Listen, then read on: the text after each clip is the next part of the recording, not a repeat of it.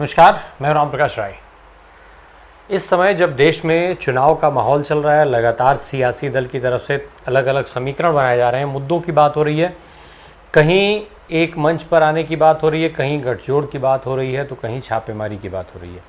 इन सब के बीच में मध्य प्रदेश का जो विधानसभा चुनाव होना है, जहाँ पर इस साल के अंत में, वो एक बार फिर चर्चा में है। चर्चा की वजह है प्रियंका गांधी।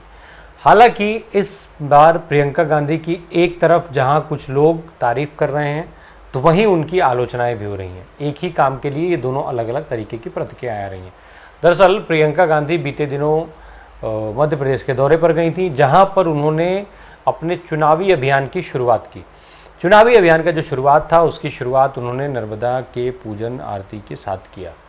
प्रियंका गांधी के इस पूजन आरती के साथ शुरुआत करने को लेकर के तमाम जो प्लेटफॉर्म्स हैं, जो चर्चा का माध्यम है, उन सभी माध्यमों पर अलग अलग तरीके की प्रतिक्रियाएं आ रही हैं।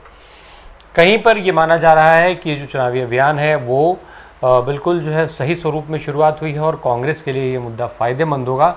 वहीं कुछ लोग इसको लेकर के आलोचना भी कर रहे हैं। दरअसल प्रियंका गांधी ने मध्य प्रदेश विधानसभा के चुनाव के साथ जो है चुनाव का उन्होंने ऐलान किया। 5 गारंटियां जो थीं, जिस तरीके का फॉर्मूला कर्नाटक में कांग्रेस ने आजमाया, उसी फॉर्मूले के तहत मध्य प्रदेश में पहले ही 5 गारंटियों का अनाउंसमेंट हो चुका है। उसी को एक बार फिर से दोहराया प्रियंका गांधी ने। प्रियंका गांधी ने मध्य प्रदेश में चुनाव अभियान की शुरुआत की, बाकायदा पूजा अर्चन के साथ। इस समय अब बात होने लग गई है कि हिंदुत्व का जो मुद्दा है, क्या कांग्रेस भी उस मुद्दे को पकड़ना चाहती है, ये एक बड़ा सवाल हो गया है। दरअसल ये माना जा रहा है कि एक तरफ जहां राष्ट्रीय स्वयंसेवक संघ हिंदुत्व के मुद्दे को लेकर के भारतीय जनता पार्टी से नाराज है और भारतीय जनता पार्टी के इस मुद्दे से वो नाइत्तेफाकी रख रहा है, वहीं दूसरी तरफ कांग्रेस के जो है वो जो चेहरा बनी हुई है इस समय प्रियंका गांधी, उनके द्वारा इस तरीके की चीज़ें, यानी हिंदुत्व को अपनाए जाने की और हिंदुत्व को दिखाए जाने की चीज़ें जो हैं वो निश्चित तौर पर इस तरीके के सवाल खड़े कर रही हैं कि क्या कांग्रेस भी उस मुद्दे पर आगे बढ़ेगी। ये बात कोई नई नहीं है। इसके पहले भी प्रियंका गांधी कई जगहों पर पूजन अर्चन करते हुए, गंगा स्नान करते हुए देखी गई थी, तब भी इस तरीके की चर्चाएं हुई थी। वहीं अब कांग्रेस को लेकर के इस चर्चा के साथ साथ बड़ी बात जो होना शुरू हुई है वो ये कि कांग्रेस जो चुनाव की रणनीति बना रही है, जिस तरीके की नीतियों को लेकर के कांग्रेस चुनाव में जा रही है, ये सारे बिल्कुल अलग स्वरूप कांग्रेस का दिखा रहे हैं। दरअसल कर्नाटक में कांग्रेस को एक सेट फार्मूला मिला। उन्होंने जब भारतीय जनता पार्टी ने बजरंगबली का नाम ले लिया तो उन्होंने इसको खूब भुनाया। बजरंगबली भारतीय जनता पार्टी का साथ नहीं देकर के कांग्रेस के साथ आ गए और कर्नाटक में उनको बड़ी जीत हासिल हुई। कांग्रेस इस मुद्दे से, कांग्रेस इस फॉर्मूले से उत्साहित हुई। कांग्रेस ने न केवल इतना किया था, बल्कि कर्नाटक में उन्होंने आम आदमी के मुद्दे को भी खूब उछाला था, चाहे वो महंगाई हो, बेरोजगारी हो, भ्रष्टाचार हो, 40% की सरकार जो रही बसवराज मुंबई की उसकी हो। तो इन सब मुद्दों से लोगों को कनेक्ट करने में कांग्रेस कामयाब रही थी। अब इसी मुद्दे को लेकर के वो मध्य प्रदेश में आगे बढ़ रही है, छत्तीसगढ़ में आगे बढ़ रही है, राजस्थान में आगे बढ़ रही है, इन सारी जगहों पर बात हो रही है। अब जब इस तरीके की चीज़ें होती हैं तो हम कांग्रेस को एक अलग रूप में देख रहे हैं। दरअसल कांग्रेस पार्टी इस समय जो अपने चुनावी अभियान की तैयारी कर रही है, जिस तरीके से चुनावी अभियान में लगी हुई है, वो कई सारी नई चीज़ें दिखा रहा है। एक तरफ जहां कांग्रेस पार्टी पूर्व के समय में जैसी देखी जाती थी कि चुनाव के कुछ समय पहले वो एक्टिव मोड में आती थी, ये माना जाता था कांग्रेस पार्टी की जो जिस तरीके से उसमें नीतियां बनती थी, तब ये होता था कि अभी चुनाव में बहुत लंबा समय है, पर अब ऐसा देखने में नहीं आ रहा है। अब भारतीय जनता पार्टी जो पूरे साल चुनावी मोड में रहती है, जिसके लिए कहा जाता है कि उनकी जो रणनीति बनाने का काम है वो 24 आवर्स चलता रहता है, उस भाजपा से पहले रणनीतियां बनाने में कांग्रेस कामयाब होती हुई दिखाई दे रही है। इसी की देन है कि प्रियंका गांधी इस हिंदुत्व के मुद्दे को लेकर के आगे बढ़ रही हैं। वो हिंदुत्व का चेहरा बनने में लगी हुई हैं। उसकी वजह बताई जा रही है कि वो लोगों तक ये मैसेज पहुंचाना चाहती हैं कि हिंदुत्व का मुद्दा कोई भारतीय जनता पार्टी का कॉपीराइट वाला मुद्दा नहीं है। केवल भारतीय जनता पार्टी ही वो पार्टी नहीं है जो हिंदुत्व के मुद्दे पर चलती है।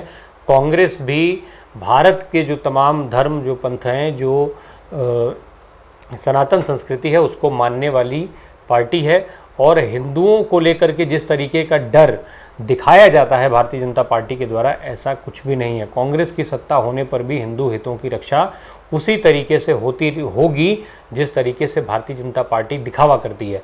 तो ये इस तरीके की परिस्थितियां बनाई जा रही हैं। दूसरी तरफ इसके उलट, चूँकि कांग्रेस के पास जो फॉर्मूला है उसमें ना केवल इस तरीके की चीज़ें हैं बल्कि आम आदमी से कनेक्ट करने वाली बात है, तो उसका जिम्मा राहुल गांधी ने उठा रखा है। राहुल गांधी जिस तरीके से बात कर रहे हैं, जिस तरीके से वो मुद्दों पर बेबाकी से अपनी राय रख रहे हैं और जिस तरीके से सरकार को आम आदमी के से जुड़े हुए मुद्दों पर घेरने का प्रयास कर रहे हैं और घेर रहे हैं, उसमें उनको कामयाबी मिलती दिखाई दे रही है, लोग उनके साथ कनेक्ट हो रहे हैं इन मुद्दों को लेकर के, तो निश्चित तौर पर राहुल गांधी के हिसाब से, राहुल गांधी के तरीके से कांग्रेस को ये एक फ़ायदा देखने में आ रहा है। जिस तरीके से राहुल गांधी अब एक लगातार वो चाहे जाति जनगणना को लेकर के रहे हो, उस पर मुखर रहे, वहीं जो विभिन्न आरक्षण है जाति उसको लेकर के वो मुखरता से उन्होंने बात की। जिस तरीके से वो न्याय प्रणाली से लेकर के, न्यायपालिका से लेकर के और विभिन्न जो अलग अलग संस्थाएं हैं उनमें उन्होंने आरक्षण की वकालत की, जिस तरीके से वो इन सारे मुद्दों पर अपनी बात रख रहे हैं, वो कहीं ना कहीं आम आदमी से सीधे सीधे कनेक्ट करने में कांग्रेस पार्टी को कामयाब होते दिखाई दे रहे हैं। जी, वो लगातार गरीबों की बात कर रहे हैं, शोषितों की बात कर रहे हैं, दलितों की बात कर रहे हैं, वंचितों की बात कर रहे हैं, आदिवासियों की बात कर रहे हैं। तो इस तरीके से राहुल गांधी लगातार एक एक करके तमाम जो आम आदमी से जुड़े हुए मुद्दे हैं, जो उनके हितों को प्रभावित करते हैं, उन मुद्दों को उठा रहे हैं, लगातार पुरजोर तरीके से उसको उठाने का काम कर रहे हैं, हर मंच से काम कर रहे हैं। धीरे धीरे राहुल गांधी जो है वो, इसीलिए उनको तमाम विश्लेषक अब जो है वो सोशल जस्टिस का चेहरा मानने लगे हैं। कहा जा रहा है कि वो सोशल जस्टिस के नए चेहरे बने हैं, नए ब्रांड एम्बेसडर बनते जा रहे हैं। तो इस तरीके की चीज़ें राहुल गांधी को लेकर के ये धारणा बन रही है। राहुल गांधी और प्रियंका गांधी के इस मिले जुले जो मिला जुला ये फॉर्मूला है, उससे फिलहाल कांग्रेस पार्टी हिमाचल प्रदेश जीत चुकी है, कर्नाटक जीत चुकी है। अब वो इसी फॉर्मूले के तहत जो है मध्य प्रदेश, छत्तीसगढ़ और राजस्थान जैसे महत्वपूर्ण राज्यों में चुनाव का अभियान चलाने की ओर अग्रसर दिखाई दे रही है। अगर इन चीज़ों को कांग्रेस पार्टी पूरी तरीके से एग्जीक्यूट कर लेती है तो निश्चित तौर पर ये असंभव नहीं होगा, ये कहना मुश्किल नहीं होगा कि वो हिमाचल प्रदेश और कर्नाटक की जीत को मध्य प्रदेश, छत्तीसगढ़ और राजस्थान जैसे राज्यों में दोहरा सकती है। अगर जिस तरीके का दावा राहुल गांधी पहले कर भी चुके हैं, वो मध्य प्रदेश को लेकर के उन्होंने श्योरिटी के साथ ये दावा किया था कि वो 150 सीटें जीत रहे हैं। अब अगर इतनी बड़ी जीत मध्य प्रदेश में मिल जाती है तो फिर निश्चित तौर पर जो राजस्थान का चुनाव होगा, जो छत्तीसगढ़ का चुनाव होगा, वो भी कम प्रभावित नहीं होगा। और इन सबसे जो बड़ी चीज़ है वो है साल 2024 का चुनाव। अगर साल 2024 के चुनाव के वक्त राजस्थान, मध्य प्रदेश और छत्तीसगढ़ जैसे राज्यों में कांग्रेस की सत्ता होती है तो निश्चित तौर पर लोकसभा का चुनाव भारतीय जनता पार्टी के लिए बहुत मुश्किल हो जाएगा।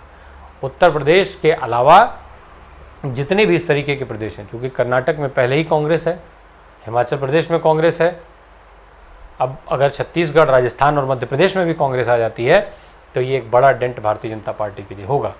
भले ही बार बार भाजपा ये कह करके खुद को संतुष्ट करती रही हो कि लोकसभा और विधानसभा के चुनाव में अंतर होता है, 2019 के चुनाव में जो आंकड़े आए वो हालांकि भाजपा के इस दावे को सच भी साबित करते हैं, पर हर बार ऐसा हो ये ज़रूरी नहीं है। ऐसे में अगर भाजपा को देखा जाए तो चूँकि 3-4 ही राज्य हैं गिने चुने जहाँ पर भारतीय जनता पार्टी की अपनी सरकार है, ऐसे में भाजपा के लिए 2024 का चुनाव बहुत मुश्किल हो जाएगा अगर कांग्रेस राहुल गांधी और प्रियंका गांधी की इस मिलीजुली रणनीति को लेकर के आगे बढ़ती है।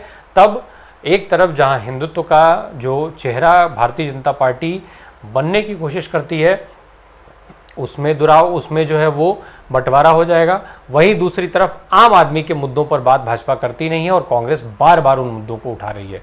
वो बात करती है बेरोजगारी की, महंगाई की, भ्रष्टाचार की, इस तरीके से जुड़े हुए मुद्दों की सीधी बात हो रही है।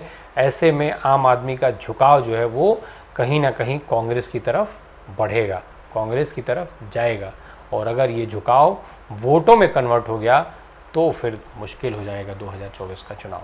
ऐसे में 2024 के चुनाव को लेकर के भारतीय जनता पार्टी की जो स्थिति बनेगी, जो फिलहाल की रणनीतियां हैं, निश्चित तौर पर उस पर पुनर्विचार करने की ज़रूरत है और कहीं ना कहीं भारतीय जनता पार्टी को घूम करके आम आदमी के मुद्दे पर आना पड़ेगा, लोगों के हित की बात करनी पड़ेगी, शिक्षा की बात करनी पड़ेगी, स्वास्थ्य की बात करनी पड़ेगी, रोजगार की बात करनी पड़ेगी, महंगाई की बात करनी पड़ेगी, भ्रष्टाचार की बात करनी पड़ेगी। तो जब तक आम आदमी के मुद्दों से कनेक्ट पार्टी नहीं होगी तो हर बार ये ज़रूरी नहीं है कि आपका जो हिंदुत्व का कार्ड हो वो चले, क्योंकि अब तो आपका मातृ संगठन राष्ट्रीय स्वयंसेवक संघ भी इसको लेकर के आपसे नाइत्तेफाकी रख रहा है और वो बिल्कुल खुले तौर पर अपने मुखपत्र में ये बात कह चुका है। वहीं प्रधानमंत्री नरेंद्र मोदी, जिनको लेकर के भाजपा हर बार चुनाव में उतरती थी, उनको अपना चुनावी चेहरा बनाती थी, जिसके बूते पर वो जीत हासिल करके और 2-2 बार सत्ता में आई केंद्र की, उस पर भी उनका मातृ संगठन सवाल उठा रहा है। अब अगर आरएसएस से ये सवाल उठने लग जाता है तो निश्चित तौर पर पार्टी के अंदर से भी चेहरे पर सवाल उठेगा, और अगर सवाल उठा तो फिर चीज़ें और ज़्यादा मुश्किल हो जाएंगी। और शायद इन्हीं मुश्किलों का नतीजा था कि विपक्ष के बाकी दलों को उलझाने और लोगों का ध्यान आरएसएस के इस सवाल से उठाने लोगों का ध्यान, जो आरएसएस ने मुद्दा उठाया हिंदुत्व और मोदी के चेहरे को लेकर के, उससे लोगों का ध्यान भटकाने के लिए ही शायद गृह मंत्री अमित शाह को तमिलनाडु में गरीब तमिल को प्रधानमंत्री बनाए जाने का बयान देना पड़ा 2024 के लिए। आसान, इसका मतलब ये हुआ कि आसान जो है राहें नहीं है 2024 की। अब देखना ये होगा कि भाजपा मुद्दों पर लौटती है या फिर इसी तरीके की हवाई बातें करके चुनाव मैदान में जाती है। अगर जाती है तो उसका परिणाम भी निश्चित तौर पर बेहद दिलचस्प होगा। धन्यवाद।